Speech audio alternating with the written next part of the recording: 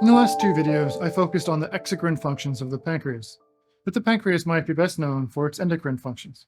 The endocrine cells of the pancreas make up just 2% of its mass, but are organized into over 1 million discrete clusters called the Islets of Langerhans. Paul Langerhans discovered these patches of endocrine tissue in Germany in 1869. Each islet is encapsulated by connective tissue and contains several thousand cells belonging to 5 major cell types, each of which produces a specific type of hormone. About 60% of the cells are insulin-producing beta cells, which form the central core of each islet. Insulin is a peptide hormone that stimulates the liver, adipose tissue, and skeletal muscle tissue to import glucose, thereby lowering the glucose concentration in the blood. Unlike lipid-soluble steroid hormones that connect directly within the nuclei of target cells, amino acid-based hormones interact via receptors on the cell membrane. However, insulin receptors are present in nearly every mammalian cell and are required in order for cells to import glucose across the cell membrane. Insulin is initially created in the precursor form pre-proinsulin and then converted to proinsulin. Proinsulin is cleaved by C-peptide and stored in granules. The presence of high glucose levels in the plasma triggers depolarization of the cell membrane and the release of insulin from beta cells. Alpha cells are the second most common islet cells at around 30%. Alpha cells secrete glucagon, another peptide hormone that has the opposite effect of insulin and increases the concentration of glucose and fatty acids in the blood. The remaining 10% of islet cells consist of delta cells, epsilon cells, and pancreatic polypeptide cells. Delta cells release somatostatin, which acts to limit the release of both insulin and glucagon.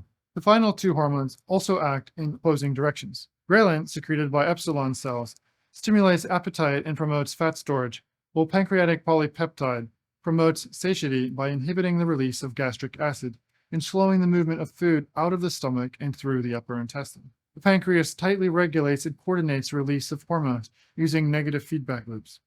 Insulin suppresses release of glucagon and vice versa. Parasympathetic and sympathetic nerve fibers enter the islets through neurovascular bundles, and islet cells communicate with each other through gap junctions. Diabetes mellitus results from improper regulation of blood glucose levels.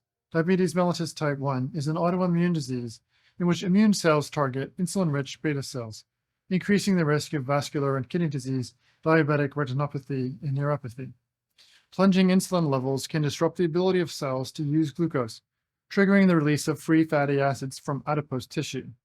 The liver oxidizes these fatty acids to form ketone bodies as an alternative lipid-based energy source that does not require receptor-mediated transport across the cell membrane. However, ketonemia, or accumulation of ketone bodies in the blood, causes diabetic ketoacidosis and possibly diabetic coma. Diabetes mellitus type 2 is more common and is associated with insulin resistance, in which long-term elevations in blood sugar level lead in turn to long-term elevations in insulin levels. This causes cells to become progressively less responsive to insulin, prompting the pancreas to further increase insulin production, eventually leading to exhaustion and impaired function. The term pancreatic cancer is often synonymous with pancreatic ductal adenocarcinoma, but pancreatic neuroendocrine tumors represent a small but important subset of pancreatic cancers. Unlike exocrine tumors, endocrine tumors are likely to be well differentiated and tend to grow more slowly. The 5-year survival rate is 65%, compared to only 5% for pancreatic adenocarcinoma. Depending on whether the affected cell type continues to secrete its signature hormone, neuroendocrine tumors may be classified as functioning or non-functioning. Most neuroendocrine tumors are non-functioning and are diagnosed incidentally. However, 60 to 90% are malignant. Functioning neuroendocrine tumors differ greatly with respect to which cell type is affected. With enough supplementation, it is possible to live without a pancreas, but the process involved underscores the vast number of essential functions performed by the pancreas. A portal system within a portal system, the Islets of Langerhans monitor and finally balance the energy needs of the body. This unpreprocessing organ, once thought to serve only as a cushion for the stomach, provides a vital link between the food we eat and the energy used within our cells. Thank you very much.